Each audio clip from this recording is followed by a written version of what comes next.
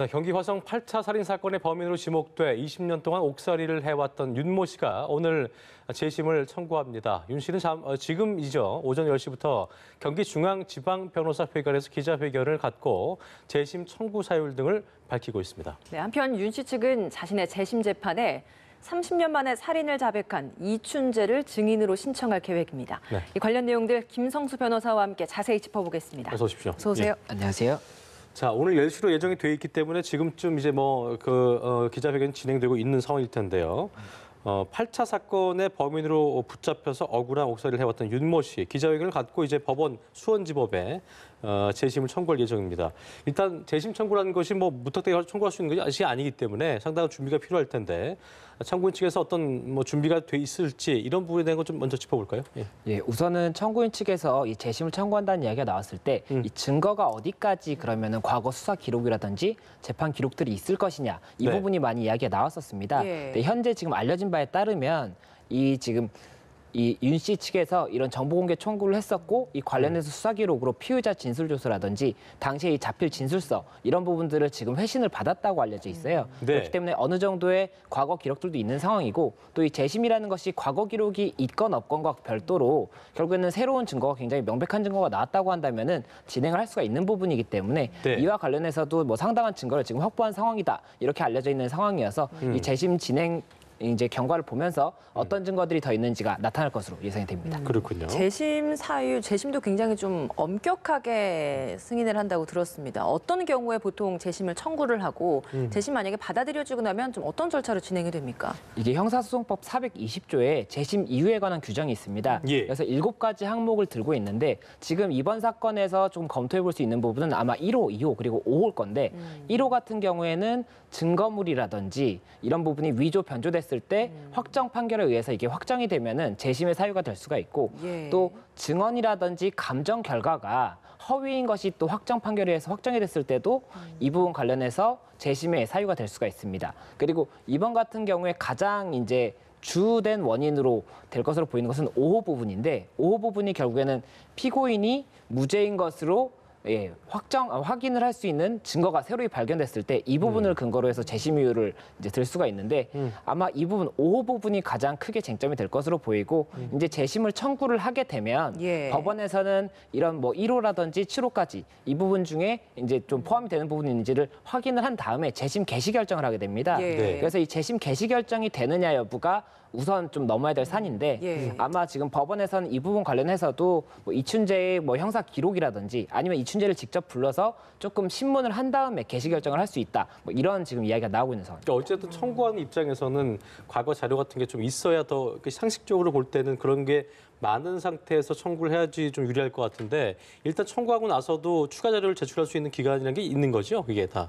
예, 맞습니다. 이 예. 청구를 하면서 증거는 계속. 언제 제출을 하던 간에 네. 크게 차이가 있다고 보기는 어렵습니다. 그렇군요. 그리고 과거 기록이라는 것이 결국에는 과거 수사 기록이라든지 재판 기록이 있다면은 그 기록들이 잘못됐다라는 거를 깰 수 있다면은 재심에서 굉장히 좀 유리하게 진행을 할 수가 있는데 만약에 과거 기록이 없다고 하더라도 새로운 증거가 너무 명백하게 다른 진범이 있었다라는 것을 입증할 수 있다라고 한다면은 재심이 인용될 가능성이 높기 때문에 결국에는 과거 자료가 없다고 하더라도 아니면 굉장히 한정돼 있다고 하더라도 네. 지금 이번 새로운 증거가 어느 정도의 가치가 있느냐에 따라서 이 재심의 인용 여부가 결정이 되지 않을까 이렇게 생각합니다. 그럼 말씀하신 것처럼 그런 절차로 재심이 개시되고 나면 보통 그 다음 최종 결정이 나오고까지는 어느 정도 기간이 걸리는 겁니까?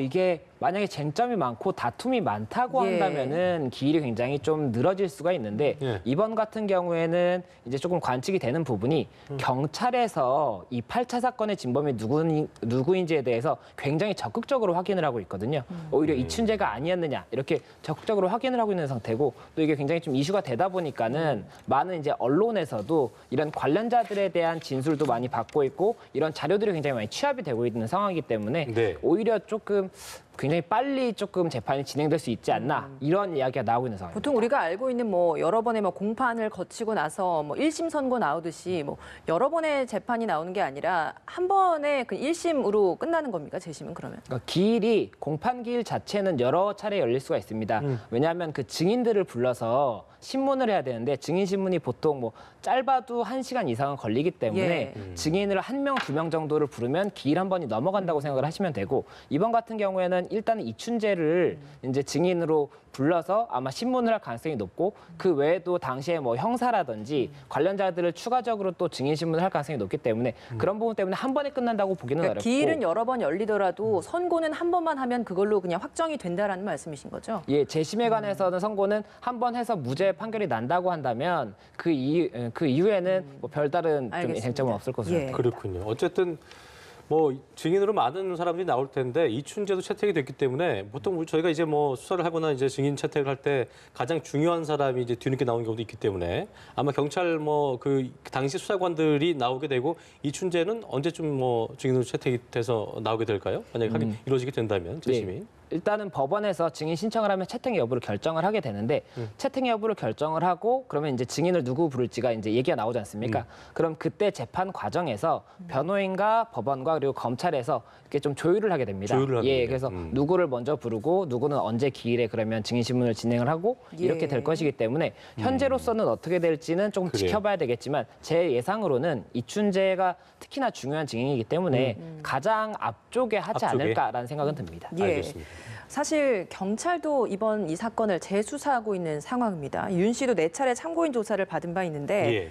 뭐 최면 조사를 실시를 한다 뭐 이런 이야기도 있었는데 사실상 큰 성과는 없었다고 해요. 어떤 이야기들을 경찰이 불러서 좀 물어봤을지 어떤 것들이 좀 필요했기 때문에 불렀다고 보십니까? 예, 지금 현재는 지금 윤 씨가 무죄인지 여부를 뭐 확인을 하고 있다기보다는 이 화성 연쇄살인 사건 전체를 다시 한번 들여다보면서 8차 사건에 관해서 이춘재가 본인이 이 범행을 했다라고 하니까 그렇다면은 누가 진범인지를 확인하기 위해서 예. 윤 씨를 다시 한번 부른 것이라고 보입니다. 그렇기 때문에 윤 씨에 대해서 뭐 그 당시에 상황, 뭐 진술을 할 때의 상황, 그리고 재판에서 그러면 왜 그런 진술을 했는지 이런 부분들도 확인을 했을 것이고 네. 실제 윤 씨가 그럼 이런 범행을 했는지 여부에 대해서 그 범행 당시의 상황에 대해서도 다시 한번 질문을 했을 가능성이 높습니다. 그리고 윤 씨에 대해서 최면 조사를 실시한 것은 이 최면 조사라는 게 결국에는 기억이 안 나는 경우 아니면 뭐 트라우마에 의해서 뭐 기억이 막혀 있는 경우에 이것을 최면을 통해서 조금 진술을 유도해보는 그런 과정이라고 볼 수가 있는데 윤 씨 지금 알려진 바에 따르면 윤 씨가 예. 최면이 잘 걸리지 않아서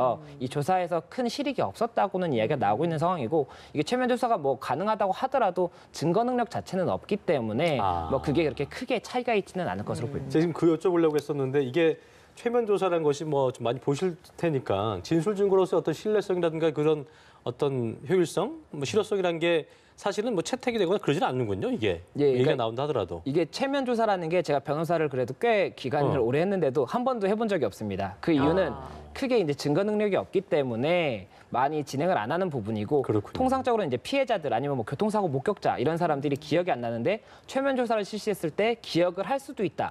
이런 좀 그 사건의 단서를 잡기 위해서 진행을 한다고 보시면 되는 것이어서 쉽게 진행이 되지가 않는 부분이고 이에 관해서 증거 능력에 관한 명확한 판례도 아직까지는 제가 없는 것으로 알고 있고 오히려 이제 거짓말 탐지기 조사라고 해서 이제 거짓말을 하는 경우에 뭐 두 사람을 불러서 탐지를 해보는 경우가 있지 않습니까? 네. 이마저도 판례에서는 아직까지 증거 능력을 인정을 안 하고 있다고 사실적으로. 거짓말 탐지기도? 예, 그런 상황이기 때문에 최면 조사는 이것보다도 더 과학적이고 객관적인 좀 그런 근거가 된다고 보기는 어렵기 때문에 증거 능력이 인정되기는 조금 어렵지 않나 이렇게 생각이 듭니다. 그렇군요. 이게 어쨌든 저 같은 경우에는 최면 조사라는 게 계속 이루어지기 때문에 어떤 증거 능력이 있는 줄 알았는데 다시 얘기해서 그렇다면 최면 조사를 한다는 것은 따르게 지금 뭔가 나올 수 있는 게 없어서 최면 조사라도 해야 되는 건가? 라는 입장에서 하는 것인지 궁금증이 생길 수밖에 없거든요. 어떻게 해석하겠습니까? 그러니까 최면 조사라는 게 굉장히 지금 30년 전 일이지 않습니까? 그래서 기억이 안 나니까 그거에 대해서 조금 더 본인이 기억하지 못하는 부분까지도 끌어내고 싶어서 최면 조사를 신청을 했던 것으로 보이는데 결국에는 이렇게 기억이 안 나는 부분 이런 부분들을 확인해서 그게 만약에 단서가 나온다면 이게 명확한 증거가 되는 것이 아니라 이것을 근거로 해서 조금 더 찾아볼 수 있는 추가적인 수사의 단초가 되는 것이죠. 그 정도의 범위이기 때문에 약간의 체면 조사라는 참고. 것이 정말 참고만 할 수 있는 그 정도라고 생각할 수가 있는 부분이어서 실제 이제 형사 사건에서 체면 조사가 이루어지는 경우는 거의 드물다고 생각하시면 됩니다.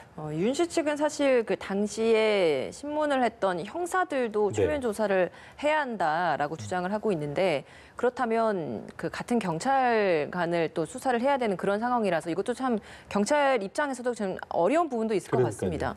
예, 지금 윤 씨 측에서 최면 조사 이야기를 한 이유가 예. 이 당시에 본인이 형사들에 의해서 굉장히 강압적인 수사를 받았고 이로 인해서 허위 자백을 하게 된 것이다라고 이야기를 하고 있는 거지 않습니까? 예. 그리고 굉장히 시간도 오래 지났고 뭐 이제 허위의 주장을 하고 있기 때문에 예. 최면 조사를 실시해서 진실을 이제 밝혀내야 된다. 이렇게 아마 좀 그런 취지로 주장을 했던 부분인 것 같은데 아무래도 경찰 입장에서는 방금 말씀드렸던 것처럼 이 최면 조사라는 것이 증거 능력도 크게 없는 부분인데 이것을 강제하기 위해서 과거 이제 수사 진행을 했던 이런 형사들을 다시 좀 강제적인 진행을 하기는 어려울 것으로 생각이 되고 예. 그리고 지금 현재 알려진 바에 따르면 경찰에서 이 사람들에 대해서 정식으로 소환을 해서 조사했는지까지는 뭐 밝혀지지 않았지만 어쨌든 연락을 취해서 당시 상황에 대해서 물어보고는 있는 것으로 보이기 때문에 이 부분 관련해서도 조금 더 진행이 될지 여부는 지켜봐야 될 것으로 보입니다. 일단 윤 씨 측에서 문제를 제기하는 부분은 당시에 내가 범인이 아니었는데 그 또 소아마비를 앓고 있는 장애가 있는 상태였는데 질환이 있었는데도 불구하고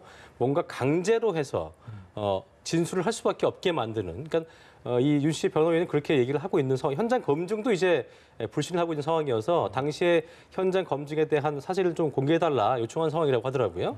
그러니까 일단 그때 당시에 수사의 어떤 부당성 이런 걸 좀 어떤 지적하려고 하는 입장이라고 봐야 되겠죠. 예, 일단은 현장 검증에 대해서 이야기를 하는 이유는 당시에 이제 현장에서 그 담을 넘었다라고 지금 검증을 했는데 이 윤 씨 같은 경우에는 소아마비로 말씀하셨던 것처럼 소아마비 때문에 한쪽 다리가 불편해서 예. 이 담을 넘을 수가 없었다. 그렇다면 현장 검증 자체에서도 불가능한 부분을 마치 가능한 것처럼 자기적으로 구성을 했다고 하면 당연히 이 부분은 무죄일 가능성이 높아지는 근거가 될 수가 있기 때문에 현장 검증 관련해서 이제 자료를 조금 요청을 하고 있는 것으로 보이고 예. 지금 윤 씨의 주장은 이 강압 수사 관련해서 3일 동안 잠을 재우지도 않았고 그리고 한쪽 다리가 불편한데 쪼그려뛰기를 시켰다가 못하니까는 앉았다 일어났다를 뭐 시키고 또 발로 차기도 하고 이렇게 했다라고 주장을 하고 있는 부분이어서 이와 관련해서도 이제 이 담당 변호사 입장에서는 어느 정도는 그 의뢰인의 주장이 맞는지를 입증을 할 수 있는 기회를 가져봐야 되기 때문에 이와 관련해서 여러 가지 주장을 하고 있는 것으로 생각이 됩니다.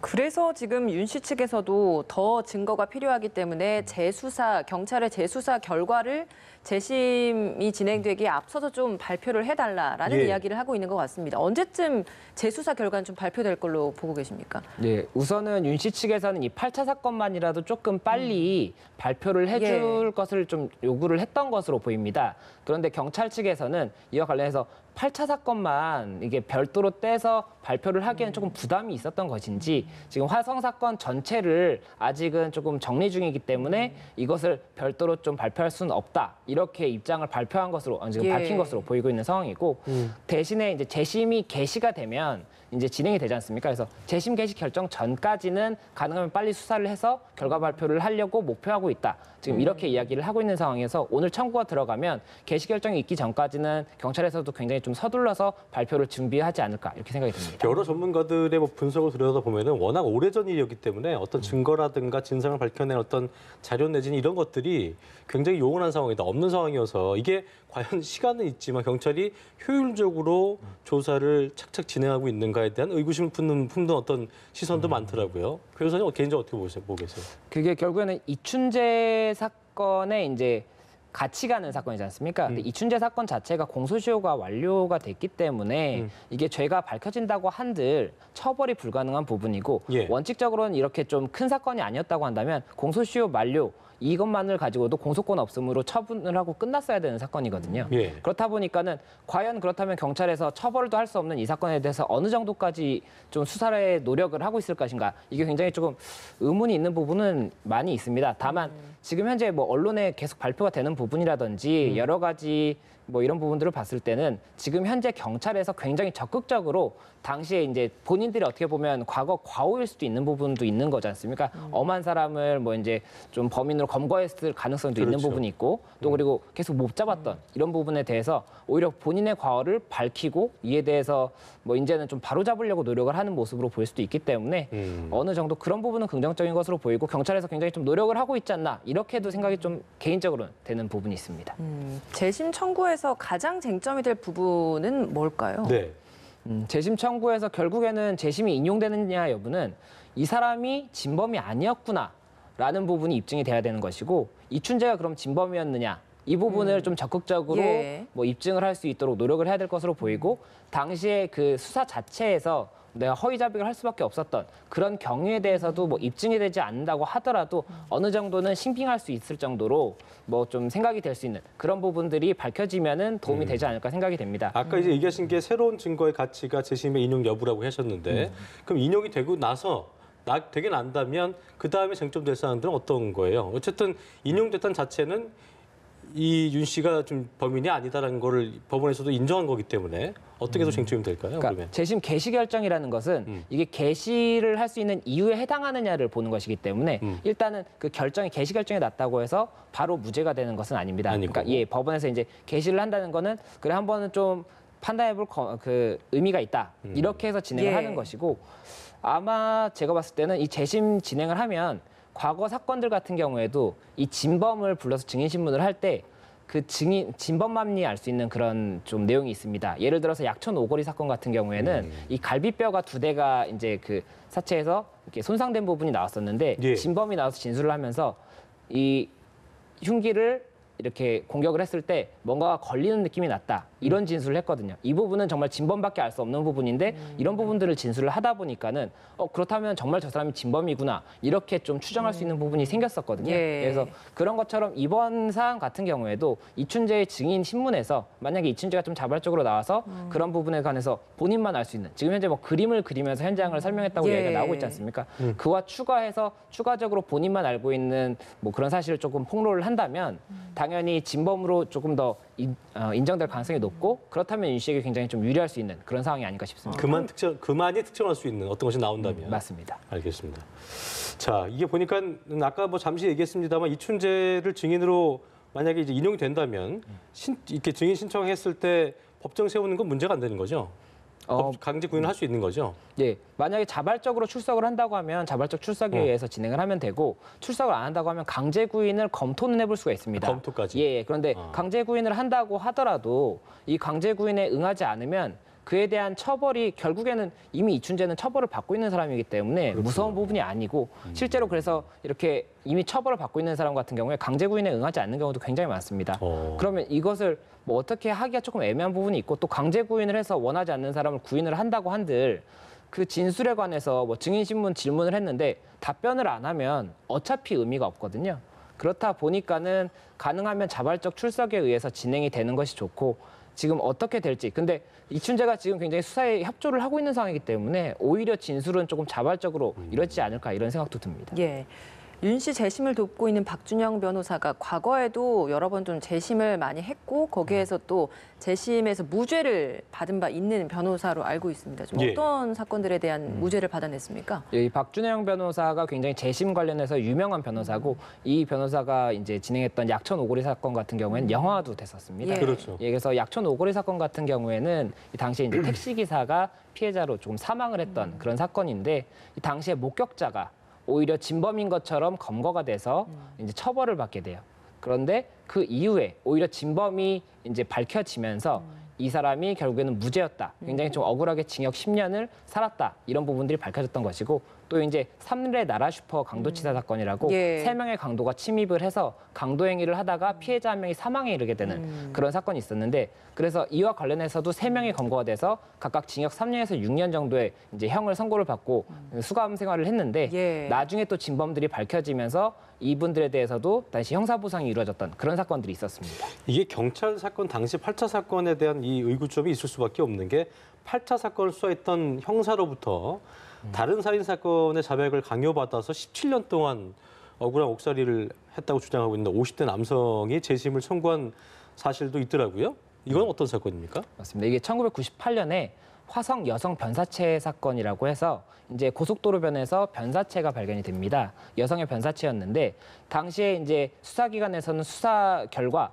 당시 이 여성이 일하고 있던 공장의 운영자 김 씨가 진범이라고 검거를 하게 됩니다. 예. 그리고 이분이 이제 징역 17년 동안 이제 수감 생활을 하게 되는데 이 사람은 계속 나는 억울하다. 나는 무죄인데 굉장히 억울하게 허위자백, 강압에 의해서 허위자백을 하게 됐다. 그리고 마침 이 사건의 수사 형사도 지금 현재 윤 씨의 수사 형사와 동일인이기 때문에 이 부분을 보아도 내가 강압적인 수사를 받았다는 것을 알 수 있다라고 주장을 하면서 지금 다시 한번 재심을 청구할 것이다 이렇게 알려져 있는 상황이기 때문에 이 부분 관련해서도 어떻게 진행이 될지 조금 관심을 두고 지켜봐야 되는 상황이 아닌가 이렇게 생각이 듭니다. 그렇겠네요. 예. 이미 윤 씨 같은 경우에 다시 화성 8차 살인 사건으로 좀 돌아와 보자면 이미 윤 씨 같은 경우에는 20년 동안 억울한 옥살이를 했고 예. 모범수로 이제 석방이 되어 있는 상황입니다. 그렇다면 이런 것들은 어떤 식으로 만에 하나 무죄가 나온다고 하더라도 어떻게 더 보상을 받을 수 있는 겁니까? 이게 형사 보상에 관한 법률이 따로 있습니다. 예. 그래서 정말 억울하게 이런 수감 생활을 한 분들에 대해서 이 하루 최저시급 기준에서 곱하기 5까지 그 범위 내에서 금액을 정해서 이분들에 대해서 보상을 할 수가 20년 있게 돼 동안? 있어요. 예, 20년 예. 동안의 기간이 만약에 억울한 옥살이였다고 한다면 그 부분에 대해서 이제 금전적인 보상이 가능한 부분이 있는데 예. 이제 약촌 오거리 사건 같은 경우가 징역 10년이었는데 8억 3천만 원 정도 지금 보상금을 받은 것으로 알려져 있기 때문에 예. 그 2배니까는 한 10수억 원 정도가 이제 인용이 될 가능성이 높지 않나 이런 얘기가 나오고 있고 예. 또 별도로 만약에 국가에서 이 부분 관련해서 고의적으로 잘못한 부분이 있다고 한다면 국가 배상도 청구할 수가 있기 때문에 이 부분도 조금 검토가 되지 않을까 이렇게 생각이 듭니다. 알겠습니다. 지금까지 김성수 변호사와 함께 화성 8차 사건 재심 청구 관련 내용 자세하게 짚어봤습니다. 오늘 말씀 고맙습니다. 고맙습니다. 고맙습니다.